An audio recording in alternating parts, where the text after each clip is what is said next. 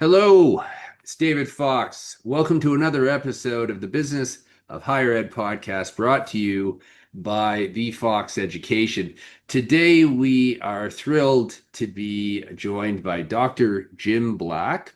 He is the president of and CEO of SEM Works, is an internationally recognized expert in enrollment management and retention, as well as in change management. He's published a monograph titled Navigating Change in the New Millennium, Strategies for Enrollment Leaders, and 5 books, The Strategic Enrollment Management Revolution, considered to be groundbreaking publications for the enrollment management profession. Gen Xers Return to College, Essentials of Enrollment Management, Case Studies in the Field, Managing the Student Enrollment Obsession, and Strategic Enrollment Management. He published, I believe, the first book on strategic enrollment management for Canadian post-secondary education in 2010. He's also the founder of the Community College Enrollment Management and Student Marketing Symposium, as well as the National Conference on Student Retention in Small Colleges, and he is the co-founder of the National Small College Admissions Conference and the National Small College Enrollment Conference. So lots of founding, lots of firsts there in terms of writing. He has been honored by his alma mater, University of South Carolina. He earned a BA in English education and a MA in higher education from the University of South Carolina, and his PhD in higher education curriculum and teaching with a cognate in business administration from the University of North Carolina at Greensboro. So Dr. Black is going to share his expertise today on strategic enrollment management, which is something that, what would you say, Dr. Black? It's on the minds of a lot of people right now, correct? Absolutely. Yeah, okay. All right, so thank you for joining us, Dr. Black. Sure. Let's just take a step back here. What can you just provide a general definition? What is strategic enrollment management? Well, let me start with what it's not. Okay. All right. It's not a silver bullet, All right. meaning it's not going to fix everybody's enrollment problems. Okay. Right. It is designed to address and optimize an institution's enrollment. But, I'm looking at what Canadian institutions are experiencing with the IRCC international student enrollment caps. If you have an international enrollment of 25, 30%, and it's been capped at much lower than that, Yeah. strategic enrollment management is not going to fix that. What it will help you do is focus on domestic students more and optimize what you can get from that particular market, right? Mm-hmm. The second thing I would say that it's not tactical. Yes, it has tactics in it, but those are all driven by strategic issues or opportunities. It's not just doing a bunch of things, right? It's doing the right things that are going to move the big needles in a way that's going to help an institution address those strategic issues. So, sometimes I see plans that are just completely tactical in nature, not really driven by anything other than aspirations or the thinking that, hey, if we do more, we'll get more. Right. Well, that's kind of a flawed mental map, right? Mm-hmm. It's what I can say is, even if you're an institution that has had several years of enrollment success, probably half of the things you're doing are working, but you don't know which half, right? So you're expending a lot of effort, resources, and time without really focusing on the things that are going to move in the direction you need to move in as an institution. So with that said, let me tell you what it is. It is comprehensive in nature. Some institutions want to focus on the front end of enrollment, meaning prospective students. Some want to focus just on the current student retention and completion. But it's really that whole student life cycle. all the way from the first time they contact an institution expressing interest to the time they graduate. And some institutions even go into their life as an alum, right? They carry the life cycle that far. It's also comprehensive in the sense that if you're an institution that has undergraduate and graduate programs, Mm-hmm. it ought to include both. If Right. you offer non-credit offerings, it ought to include that. If you do some things that are a face-to-face instruction, hybrid instruction, online instruction, or any mix thereof, it ought to include all of those things as well, because all of those in some way play to your enrollment mix, right? Mm-hmm. And what I tell institutions all the time, when they're in a scenario like many Canadian institutions are today, where the market is declining, particularly of international students, Yeah. you got to think outside the box. It's like a diversified stock portfolio, right? One may go down, but maybe you can get another one to go up to compensate to some degree. So that's the way I look at it. And it has to be systematic, meaning if everybody's working on enrollment in their own little fiefdom, Right. you're going to get a very, very different result than if everybody collectively is working together, including faculty, right? They're a big part of this mix, particularly on the student retention side, right? They are key to that piece. So this is about being comprehensive, being systematic, and really working towards whatever your optimal enrollment is. I have been on over 600 campuses, and I would say less than 5 could tell me what their optimal enrollment was. Really? Yes. So optimal usually in normal conditions is defined by capacity. We've Mm-hmm. got the capacity to teach this many students, house this many students, and so on. But I would say now, in the current set of conditions that are being faced by Canadian institutions and others, um, optimal might have to do with what's the best you can do, Uh, right? hmm. You may not feel capacity. You may not achieve the enrollments that you had a year, 2 years ago. But what is the optimal thing that you can do to help your institution to limit the amount of pain, right? And really focus on producing a result that is realistic. One of the worst things that can happen is you try to get your staff, the enrollment staff, whether they're in admissions, marketing, student success, retention, whatever they may be in, to give them unrealistic expectations or goals. And then they don't achieve them, and then morale declines. And that is counterproductive for your enrollment efforts. It's all about the people you have, nurturing them, supporting them, helping them be successful. That optimal should be defined in the context of your enrollment environment, which we just talked about, but Mm-hmm. also in your academic context. Meaning, what is your academic mission? What are you trying to be? Who are you trying to serve? And with what offerings, right? Mm-hmm. That ought to be a driver. When we work with an institution, one of the things I want to see their strategic plan. That's great. But those are usually pretty high level, right? Mm-hmm. I want to see their academic plan. What is it you're trying to accomplish academically? And then how can we integrate the enrollment piece with that? And that could be everything from academic programming, co-curricular kinds of things, shifting programs from face-to-face to online or vice versa. It could be a lot of different things, right? But we need to align those two pieces, because one is the academic context is the product of an institution. Mm-hmm. The enrollment piece is not the product, right? It's more about how you market an institution and shape the student experience. So I'd say that. And then I would say that the other part of defining enrollment management is that, yes, it is a set of core business functions, undoubtedly. But it's not just a business model, right? It ought to be Mm-hmm. about shaping the student experience, working on the progression of students all the way throughout from first inquiry to completion. If it's not about students, if it's not student centered, it's probably going to fail. What's the litmus test of that? What is the college or university president asking their chief enrollment officer every time they see them? How are the numbers? Okay.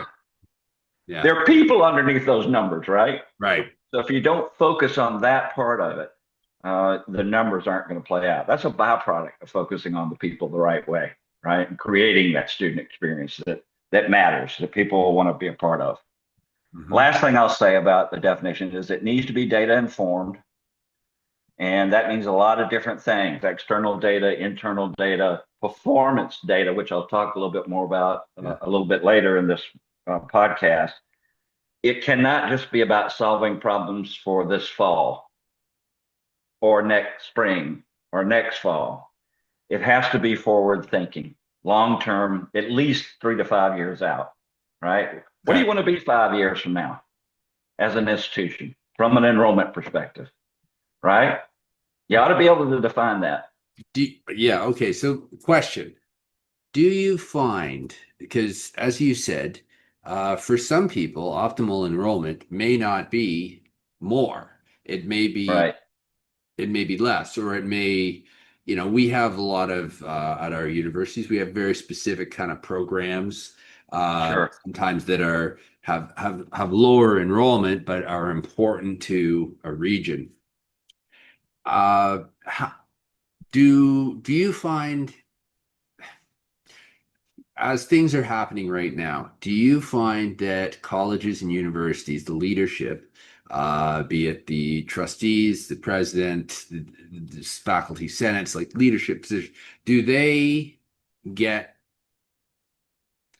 it? Do they get that optimal is maybe less? Do they? No, Okay. I mean, not normally. I would assume that, like that Well, would be kind I of a just give hard. you, I'll give you a quick example. I've just been working with the president of board of trustees where their internal institutional researcher did a regression model to show what would happen if they didn't do anything different over the next 5 years. They would drop off the cliff, right? Okay. But they want to achieve enrollment goals that are way above that, several thousand students above that, right? In an environment where this is a U.S. institution. So in their state, they've lost 30,000 high school graduates in the last 15 years, and they're projected to lose another 20,000 over the next 15 years. How is that going to happen, right? So I guess what I'm saying to you, there's a lot of magical thinking going on, and not necessarily the realization. If we want to grow, what's it going to take? What's the investment going to be? Yeah. Right? It's not just about piling more onto people's plates. So, well, I guess the other question I was going to ask very quickly, and maybe you're going to get into this, is strategic plans. We see strategic plans, right? Um, Yeah, I'm sure there are lots of consultants who help schools with strategic plans. Uh, sure. those strategic plans, you've been doing this for a very long time. You've read those strategic plans. Are those strategic plans more are is it common that those strategic plans are more aspirational than realistic? I think it depends, right? I've seen a lot of those as you suggested, and I'd say that some of them are so generic you could put about anything. It could be any institution, right? Right. Um, but others have mapped out here's our benchmark where we are on these things, and here's our targets for each of these things over the next 5 years, let's say. And they're monitoring those. They're working on those. They're have accountability around producing. Those are useful, right? But not all plans are like that. Some Right. of them are just pretty documents. Go up on a website and you talk about them every now and then. But there has to be accountability built in Right. and some expectation of hitting certain targets. Yeah. Okay. Okay. So now we've got a definition of strategic enrollment management. We've heard Yep. about what strategic enrollment management is not. So, I assume there's a process, there's a series of steps. What Yeah. can you describe the strategic enrollment management process? Well, let me preface what I'm going to say by saying everybody does it a little differently. The process is a little bit different. I wrote or authored, edited, I guess is the best word, a book several years ago that had 10 case studies from different institutions on how they did enrollment management. and none of them were the same. Not a one of them, right? So everybody does it a little differently. I'm going to give you our view of it and what I think is a good model to follow. Mm-hmm. And that is you got to begin by understanding the strategic dynamics, right? And that means doing a bit of a gap analysis, looking at two things. What does that external environment look like? How is it going to likely impact you in the future? And you mentioned demographic shifts. I mentioned the IRCC, but there are other things. Economic job trends. I just saw a report yesterday of a nationwide study done here in the US where 65% of the student respondents said they believe that AI is going to make their college or university degrees somewhat obsolete and that they are leaning more towards the trades, which is good news for any of your podcast listeners who are in that sector. But for Yep. the universities, it's not so good news, right? Oh, no. So you got to stay aware of those kind of things, and even down at the program level, right? How do you know when to create a new program and what should be, right? It has to be based on some combination of student demand and industry demand, meaning there are jobs on the other end of it, right? Mm-hmm. Who's monitoring that for you? Is it just somebody's idea that comes out of the blue in some academic department? Or is there a more scientific approach to really analyzing the landscape, not only looking for that demand piece I mentioned, but what's the size of the market? Right. Is it already saturated or Yeah. not with other people? What's the opportunity for us and the opportunity costs for Yeah. us? So there has to be a little bit of science applied to it, not just whims. And it's often easier to start a new program or start a new college than it is to try to shift existing programs and change them really make the changes that are needed. That could be driven by funding programs, Yeah. um, but that I mean My that surprised me. well, my response to that would be it depends. Right. All right. So let's say that you have a group of programs that are offered on your campus face to face only. And you know they're already high demand programs for online students. You're just not offering it in that delivery mode. Right. Getting people to change and incentivize that change and then supporting them as they make that change is monumental, right? On the other hand, to start a new program can take 2 or 3 years. Yeah. Right? There's tons and tons of hoops you have to jump through, both internal board approvals, maybe provincial approvals, et Yeah. cetera. Yeah. It takes a long, long time. And by the time you get it out there in the marketplace, that market window may have closed. Right. So what we call market ideation, what do we call that? Program ideation to market, right? The time it takes from an idea generated to putting it out there in the market. That's got to be as quick as you can possibly make it. Like the entrepreneurial process in a sense. Yes, You got it. exactly. You got your idea. You got to get it out there. You got to put it, lead Yes, model canvas, whatever it is. You can wait and wait and wait and perfect it, but you got to get it out there. David, I'd say one more thing. A group called Burning Glass released a study. I don't know. I think it was January of 2023, where they looked back over the past decade at all academic programs that were generated in the U.S. Mm-hmm. during that decade. What they found was that 2/3 of them had 10 or fewer graduates. Hmm. Think about that. What a waste. That costs you money, time, effort, goodwill, a lot of things, but it also costs you reputation. And I've had that happen with some Canadian clients too. I had one that generated 27 programs in 3 years, and within the next 3 years, 23 of them died. Right? So that is very, very costly. And it usually happens for one or more reasons. One being it was just something somebody wanted to teach. We could get them to do it. Right? No study, no analysis, or limited anyway. Or they built a program that was the Field of Dreams model. They had no plan to market. We put it out there, they will come. And usually they don't. You've got to get it out there in front of prospective students, the right prospective students. So it's the right program at the right time to the right students. Yeah. And if you can't do that, new programs aren't going to help. Let me know. Anyway, Just interrupt me. yeah. Let's go back to the process. So that gap analysis, one piece is the external. The other piece is the internal. Given the external, what your challenges are and what the opportunities are you set up internally to mitigate the challenges and seize the opportunities or not? Mm-hmm. You know, in any institution right now in Canada that doesn't have, that has had a significant number of international students, if they're sitting still, you know, not changing in a significant way, leaps and bounds, not minor twists. Yeah. If they're not doing that, they're gonna get burned, right? So this is about comparing the outside world to your inside world and saying, where do we have the opportunities? Where do we have the gaps? What are our enrollment priorities going to be? And usually the answer is, oh, we want to do it all. No, you've got to focus on 3 or 4 or 5 things that you think you have the best opportunity to move forward.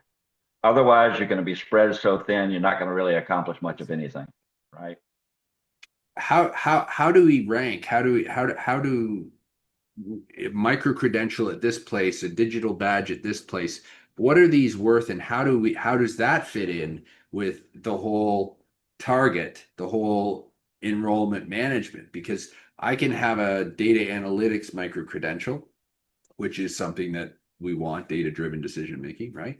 But this school is also going to have a data analytics micro credential, and that school and this school. And so what I was thinking of is, as we talk about enrollment management and looking for ways that we can do well and grow,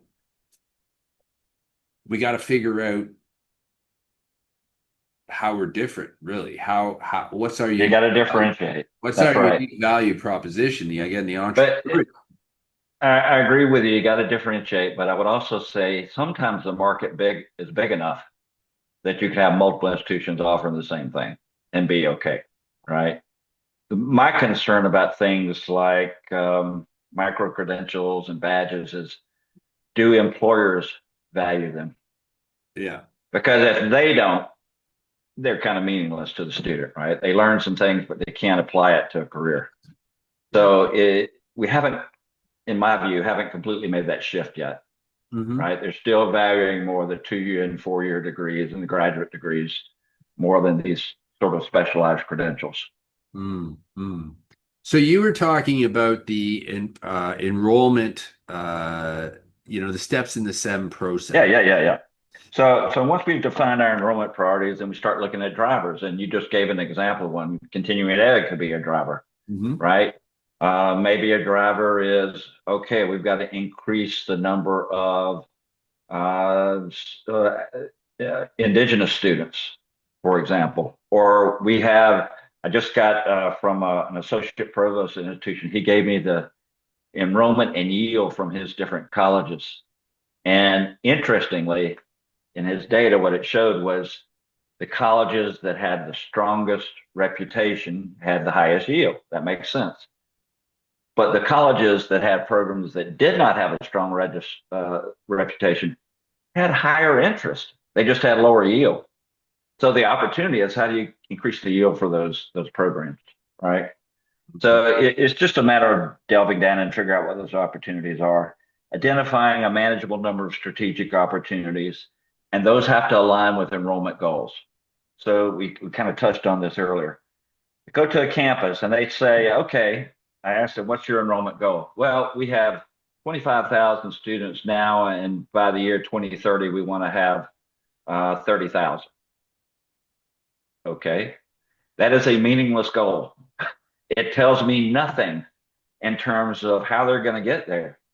How do you develop strategy around that? You need to know, it's got to be granular enough to say, we're going to grow undergraduate by this amount, graduate by this amount. These are the populations that we see as growth opportunities. This is how we're going to shift this. We're going to improve retention from this percentage to this percent. That's the granularity that's needed to align it with strategy, right? Just having some big amorphous goal doesn't give the implementers anything. right? It could be even discouraging in some ways. Once we have those, if we have those granular goals, then we can develop a strategy around them. I had a school one time that university that sent me 143 strategies that they sat around and brainstormed. And they said, okay, Jim, which ones of these would you do? I sent them back 3 of the 143. Now, a lot of them were just terrible strategies, right? But the reason I eliminated most of them is they didn't tie back to any goals they had established, right? If you're just doing stuff to be doing stuff, that's not going to get you anywhere, right? That's the strategic part of enrollment management. You do the things that are going to move the needles you want, the goals that you're trying to achieve. And there, with the strategy piece, probably one of the most interesting parts about this is you asked about leadership earlier. Many times leadership thinks you can do all these new strategies and not let go of anything. Keep doing everything. And by the way, there's not going to be new investment of people, budget, etc. Just add this on. Yeah. Right? That never works. So part of what I suggest to every campus doing this is that when you identify a strategy, define what the antecedents for success are. To do this well, here's what has to be in place. Some of it we have, some of it we don't have. And it's not always about money.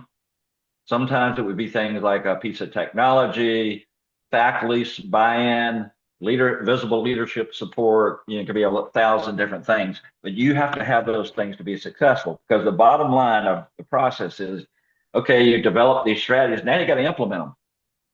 And that's where the rubber meets the road, right? I can't tell you how many enrollment plans I've come across where it fell apart at the implementation stage. The focus wasn't there. The accountability wasn't there. The deliverables weren't there in a quality way or on time. The antecedents for success were never put in place, right? The implementation matters more than anything else in this whole mix. And then the last thing I would say, as you're implementing, you got to have some benchmark data for those strategies, and you got to compare it against what happens after you implement the strategies, what we call performance measures, right? So the next time somebody asks you, okay, what's working and what's not, you've got some data to tell you, right? Because any enrollment plan, for that matter, any strategic plan, ought to be a dynamic, organic document that's constantly changing based on performance measures, based on what's happening in the environment around you, based on new opportunities that emerge, right? It shouldn't be static. You should stay the course in general, but you've got to have enough, got to be malleable enough to make some changes when it's warranted. How does leadership of institutions have to change, or does it have to change to compete in where we are right now? Because there's a lot of questions there. So yeah, the leadership, let me start with that. Definitely has to change. It's got to be more data informed, push harder on certain things, but be realistic, right? And be supportive and really come to grips with what these things take. I don't want to be pejorative, but a lot of the leaders I interact with, at a surface level, they get it, but they don't necessarily know what it takes to execute it, right? That's a whole different thing. So they've got to be open to that kind of learning experience. And I've had a couple of campuses. One I'm thinking of, a Canadian institution that did a series of SEM, what do they call them, symposiums. And that was an attempt to socialize these concepts with the leadership, but with everybody else. And they did this over a couple of years. That was a very good practice, right? So even though there are going to be people at every institution that have some knowledge of strategic enrollment management, the more you can socialize those concepts, get people to actually use them, demonstrate the success of them, tell your success stories, the better it's going to be. I had one institution near your former institution in London, and that school, that I was a college, they went on a campaign at least a year long. I was not with them after that, so I don't know what happened to it. But they focused their whole enrollment effort around one word: inspire. We want everything we do, every class we teach, every interaction we have, everything that happens in the residence, the appearance of our campus, everything to inspire students. And they had an internal campaign around that, and they told story after story after story from faculty success, staff success, student success, how they inspired somebody, right? And that got some momentum. So things like that can be changing. This is, it is a set of business tools, but it's really about changing the culture, right? Getting people to think about the student experience differently and their role in it. How can they be a part of it? I did a presentation at a school one time in Kentucky, and it was on student success. And I mentioned during the presentation how critical faculty are to the success of students, and I gave some illustrations and so on. After it was over, this guy came up to me and he said, "You said they're the most important, but do you know who's second most important?" And I said, "No." He said, "I'm on the grounds crew, and I interact with students every day." And he told me the story of a student he encountered that was looking depressed, sitting on the side of a curb. He talked to that person and somehow got them help because they were considering suicide. So my point is anybody planted anywhere can make a difference in that student experience. Yeah. And we just don't think about it that way. We think about it as, oh, you want me to do something else? I'm teaching all the classes that I can teach. I'm on all these committees. I'm doing all the service work. Oh, all the student volume that's coming at me in an office. I can't possibly do one more thing. This is not about necessarily doing more. It's about what you do differently. You think differently. And a Canadian institution, university in Ontario, I had this woman who shared with me. She was an academic. I don't know what you call them. I think she was an administrator. Anyway, she worked for an academic department. She met people when they came in, and she told me when students come in, I greet them, but more importantly, I ask them, every one of them, "How are you doing today?" Sometimes it's the simple things Value. that make all the difference. Yeah. Right. So it doesn't have to be all this technical mumbo jumbo, all this strategic stuff. Sometimes it's just the basic. But when I was a chief enrollment officer, we people around, I think I had one from Canada, but several in the US came to visit my institution because they heard what we were doing in enrollment. And to the person, I asked each group as they left, what surprised you about what you heard? And to the person, they said, everybody shares the same vision. Yeah. You're all on the same page, right? That doesn't happen by accident. No. And so I see SEM as an opportunity to shape that culture just as much as it is to create tactics, right? Getting people to think, what does it mean to be student-centered? What does that really mean, right? Well, what does that mean in terms of how I teach? Yeah. What does it mean in terms of how they learn? What does it mean about how their experience goes in the residence? Yeah. I mean, it's everything. It's holistic. Leave that one alone. Right? Yeah. Well, the branding piece is, I think, important. Everybody however, says they're student focused. We're a community. Yeah. I'm not suggesting that, right? Well, what I am saying is there's two parts to branding. Mm-hmm. There's the promotion part, right? Yeah. But the twin sister of that promotion part is the delivery. If I claim to be something, let's say student focused, but my students' experience is not that, what happens? They're going to go out spewing venom. Yeah. And any institution, I don't care if you're U of T, UBC, somebody else, your best marketing and recruitment tool is word of mouth. And that happens from people's experience, right? So this is about managing those experiences all along the way, as much as you can, 100% of the time. All right. Well, we've covered a lot of ground here. So one of the things you mentioned earlier that I think is you talked about the right programs for the right institutions and career pathways, the right career pathways and programs for the right institutions, letting go of initiatives that aren't productive. Can can you can you talk a little bit about that? That's got to be a very difficult thing to. The most difficult thing. People don't like to let go of anything. We add more programs, we add more tasks. We're not good at cutting back or somehow reducing the things that we do. And that's human nature to some extent, right? Yeah. I don't know about you, but I used to go the same way to work every day. I never varied from that routine, right? We get in that way of thinking and we don't deviate. But that's absolutely critical. One, it's critical because you can't create a whole bunch of new strategies in an enrollment plan, implement them effectively with a similar level of staffing and resources unless you recalibrate. You let go of some things, put some new things in, right? So usually it requires two things, the recalibration of existing resources, but also the additional investment. This thing's enrollment management is a resource hungry beast, right? You got to feed it. Mhm. So that's really important. The right programs you were talking about, I think we've talked a lot about that already, so I won't dwell on that.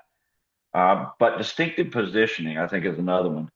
Near you, Huron University, they've made a subtle shift from liberal arts to liberal arts with business, I'm with sorry. a, Did you just say Huron?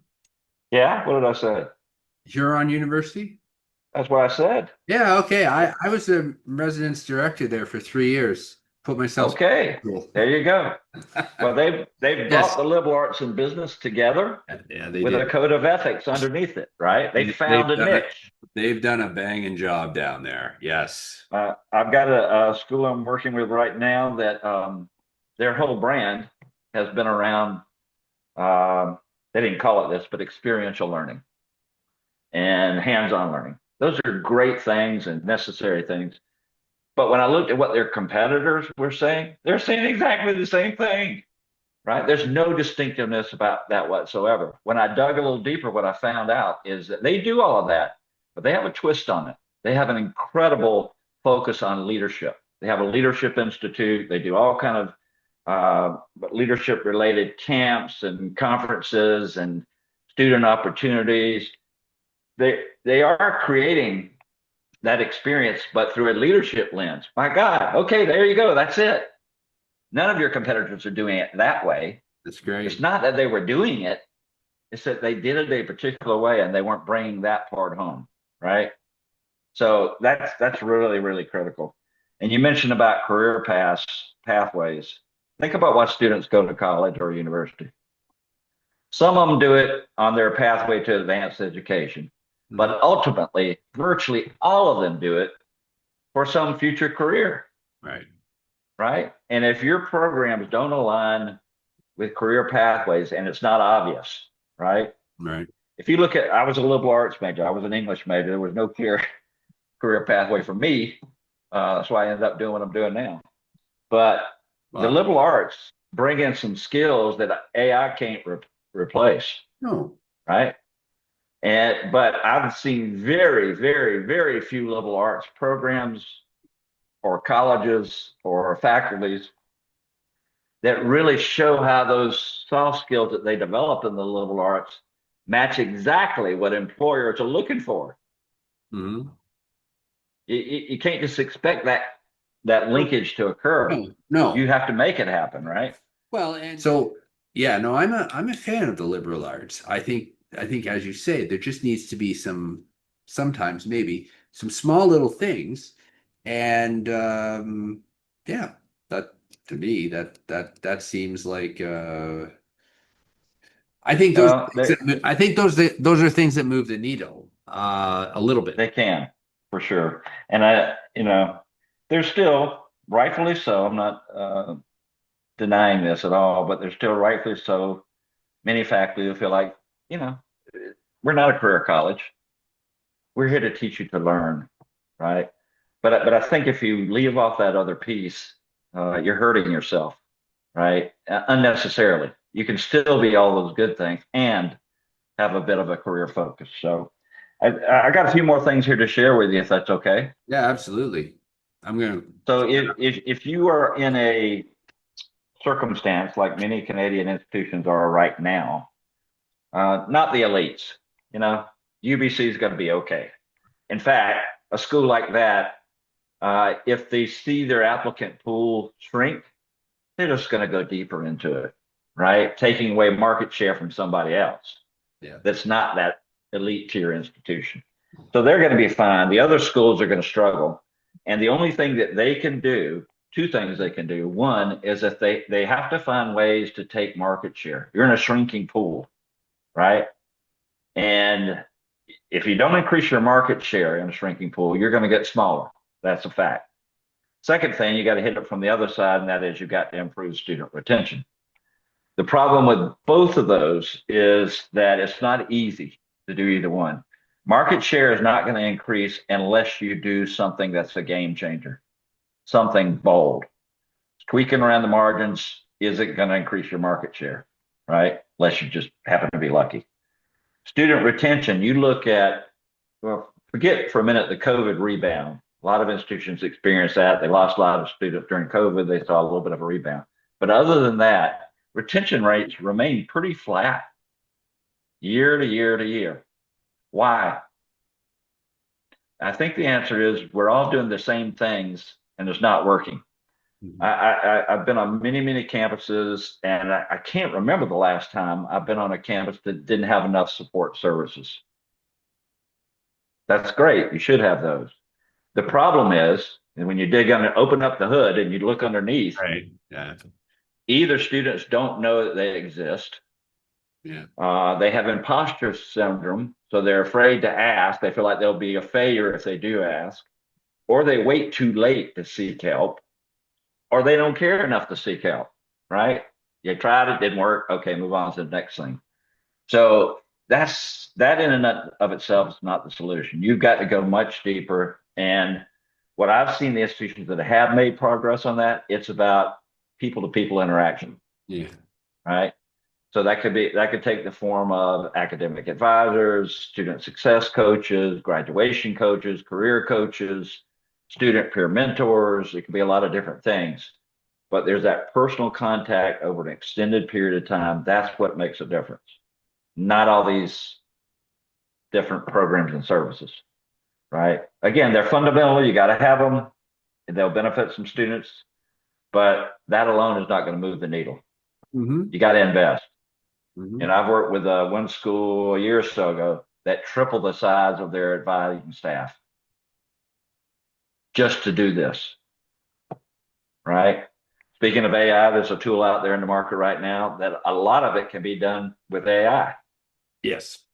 Specific early interventions, Yes. communications. Yes. I Yes. got one school that's using that part of the AI tool to answer inbound calls for them. You know, there's a lot of opportunities there that don't require additional staff, but people to people connection is what really matters, right? Well, and I think part of that too is the silos, breaking down the silos. So Yes. the program uh that I'm the coordinator of, and again, I'm not saying yay me, I just think this is makes sense. We tried to have a big tent party. So we've got the mental health and wellness, we've got student success, we've got career services, we've got the instructors, and the idea is that we're all going to be part of the business and accounting program meetings, so that we're Mm-hmm. all going to know what's happening. And Mm. we're going to have people in and out of these classrooms. The instructors are going to know the mental health and wellness people. The career people are going to know the student success people. Everyone's going to know, ideally, each other. The students, you're going to have more touch points with the students. And hopefully, the faculty professionals are quicker to refer back and forth to one another because they know one another because we're all part of the team. And the students maybe feel a little bit more comfortable going to those people because, again, they're in and out of the classroom. Student success is in here today. Career service is in here next day. Again, that can work at a certain size of school. Can't work at all schools, right? But That's a step in the right direction. The only thing I would add is it has to be systematized, right? And orchestrated. Um, yes.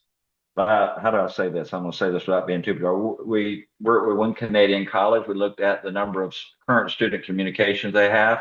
There were well over 3,000. Who's going to read those? Three Nobody. 3,000 emails Emails, from like text leadership to messages from not individual ones. I'm talking about mass, right? Mass communications. Well, my God, that's never ever going to work.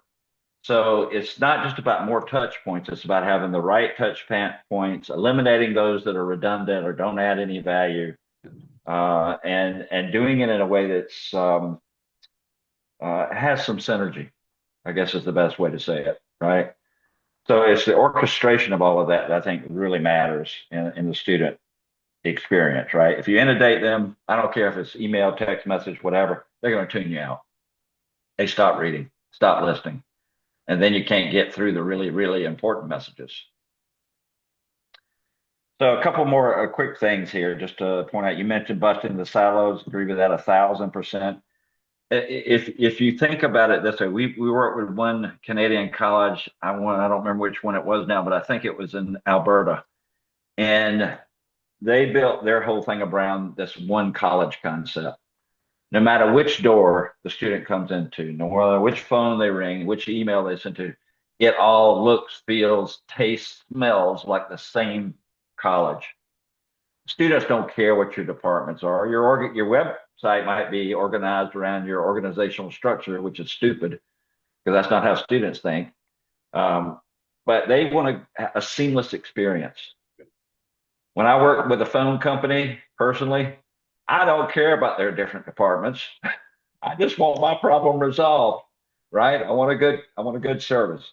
So that idea of pulling it all together and having people think as one institution, speaking with a single voice, right, is really, really important to that. And I would encourage, if your listeners have not done this, I would encourage them to do some student journey mapping. And that is, you can do the whole student experience if you want, but in particular, what I found helpful is mapping the pre-enrollment experience from first touch to initial enrollment, and then the first year experience.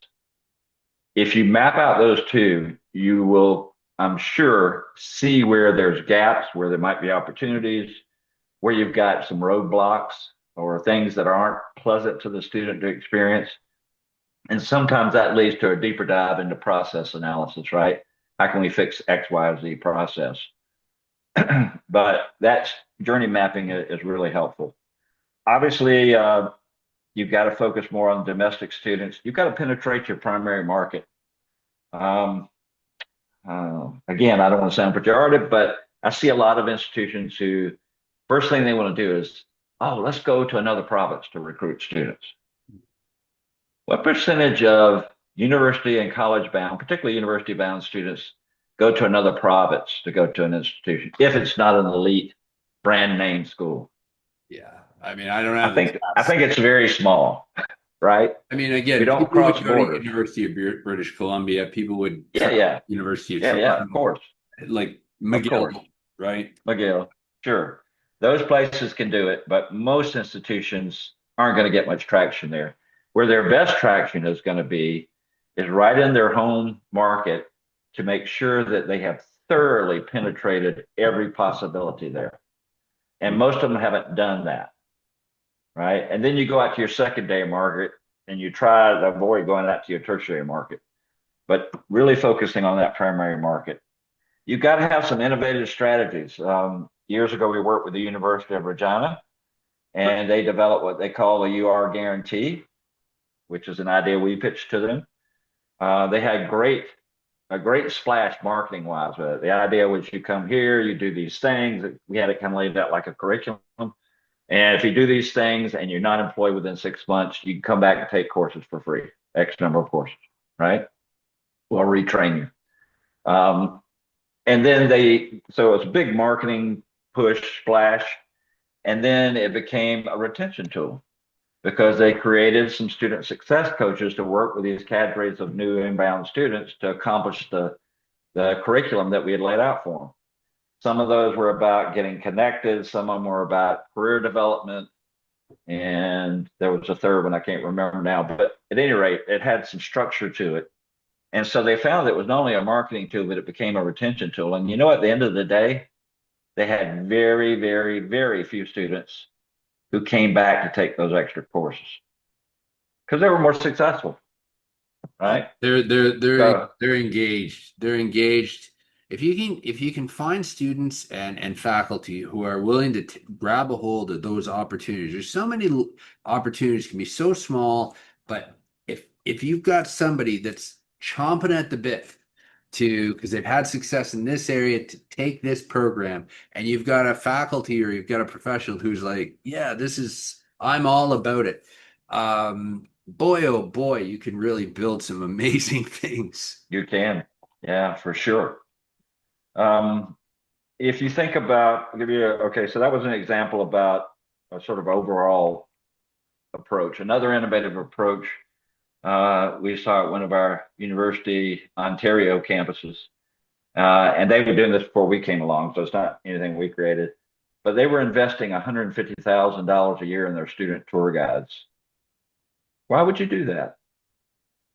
You do it because you realize that they are the face of the institution and that multi-thousand-dollar decisions are being made on that campus tour for good or for bad, right? And they are able to affect that. So they implement a lot of training, a lot of perks to get the best people and retain them. It was an incredible program. So that was a good example. Campus visits are one of the areas where you can do so many things creative at low cost, right? What we call creating the wow experience. Some experience they have that they're going to want to go off and tell other people about. Yeah, they took the tour, they met with this person, great. But what really blew them away, right? So at my former campus, we would take a digital picture of the student with their tour guide. We'd print that off while they were gone.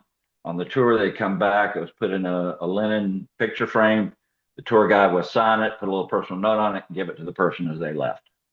Little things like that. Yeah. Many campuses that have reserved parking for visitors, Yeah. and as they should, but a few of them also have placards where every day they go out and slide in the name of the person coming, reserved for Susie Smith. That's an extra touch, right? One of the campuses near where I live, they have a position called the director of WOW, and they've trademarked that position. Good for His them. job is to make sure that everybody who comes on that campus has a WOW experience, and they should because they charge $55,000 a year, right? Yeah. But if you go there for an open house, they valet park your car. Okay, you following me? My So guess. there's so many possibilities. But the idea here is to think of the campus visit not as intellectual decision making, but emotional decision making. It's got to pull on the heartstrings. It's got to prompt them to feel like they fit, like they belong here. Yeah. You can dump all the information you want. They're going to forget most of it before they walk off campus, right? You got to think of how do we make this an emotional experience? Disney does it every day with everything that they do, particularly their attractions, right? We can do the same thing, and we should be looking for opportunity. I'll give you one more quick example. I walked into one school. They have an entire wall in their recruitment area, and up on the wall is people's names. Okay. Every student who visits signs that wall, date, and where they're from. And they keep it up for an entire recruitment cycle. Next student comes in, oh, I know this person over here. I went to school with them, or I go to school with them. At the end of the year, they paint over it and start over. This is not rocket science, right? Some of it's the little things that create that sort of feeling of belonging, which is extremely important. Okay, I've taken a lot of your time, Ray. No worries. But here's how I end this with most guests. So someone comes to you from let's kick out the universities in Canada or even some of the colleges in Canada that they're going to come. People are going to come. They're going to show up to University of Toronto every year. Let's take something else and they come to you and they say, okay, what are three key things that I need? We want to do this, but we got to get buy-in. We got to start. We got to crawl before we run or walk, whatever the phrase is. Dr. Black, what are three things we should be focused and working on right now? One, socialize the concepts, as that example of that actually British Columbia institution I mentioned earlier did. All right, start socializing the concepts. Two, start pulling together the data, making your business case, what we call a case for change. Why are you going to do this? Why? I got all these things I'm doing. Why should I possibly care? And that business case needs to have come from two angles. One is a sense of urgency, and I think most schools can lay that out pretty well. But the other is a sense of hope. Okay, if I invest in this, how is my life? How is the university or college going to get better? And how is my life going to, specifically, how is my life going to get better? Right? What difference will it make? So you got to build a business case of sorts that's going to appeal to people. And by the way, I should have mentioned to you earlier, we encourage campuses not to think about calling their strategic enrollment plan a strategic enrollment plan. Label it something that people already have a passion for and that they will rally around. The example I gave earlier of Inspire, right? Yeah, no. That could be the name of the plan. Everything's built around that concept, right? Student success is one that most people will resonate with. You want to do something, if you start talking about we're going to do the strategic enrollment management thing, you're going to lose 80% of your audience on day one because they don't, it's like a set of tools, a hammer or a screwdriver. I don't care about all that. I care about what I'm going to be living in the house, what that's going to be like, right? So we gotta convert that to something that's meaningful to them. They're raison d'etre. Why do they come to work every day other than a paycheck, right? Figure out that thing. And then the third thing you mentioned, three. Third thing I do is I begin assessing our current reality. And sometimes that takes an external third party to do it right. It depends on your environment and the people there, but sometimes people are a little too close to it, a little too comfortable with it to really see all the warts, or they don't have enough, understandably, don't have enough experience at other places to see how it's done differently. When I started my consulting career some 25 plus years ago, I was doing it while I was still an associate provost. And I'd come back to my campus, having been out on a consultancy, and I'd have people in my own shop tell me why we couldn't do something. And I'd say, I've seen it done at three other places just like this. You know what I'm saying? You got to have a breadth of experience to bring to that. So sometimes it takes an external person to do that for you. But if you can do it internally, great. And then I think you're ready to start on the path. There's three things: socialization, data with the business case, and then the internal assessment of the current reality. Does that help? That is outstanding, Dr. Black. Thank you so much for taking your time, your generosity of expertise and spirit. This is something you hear about, and is something that I think is very, very. I mean, it's relevant to everybody. It's relevant to everybody in Canada. It's relevant, and at the same time, it's not just something you do. Like No. this is where we can do this, we can do this, we can call it this, but what does it really mean? And that's what we're Yes. really hoping. I was really hoping to get today, which is what we certainly did. And so I very much appreciate you taking the time and speaking with us about this. Those who are watching this, if you have questions, well, first of all, Dr. Black's bio and picture will be in the comment section. If you like what you're hearing, hit subscribe. If you have an idea for a topic that you'd like to see covered, put it in the comment section. If you have a question for Dr. Black, put it in there too. We'll see if we can't get him to answer that. So thank you, Dr. Black, and for Pleasure. all of our watchers. Have a lovely, lovely day. Thank you.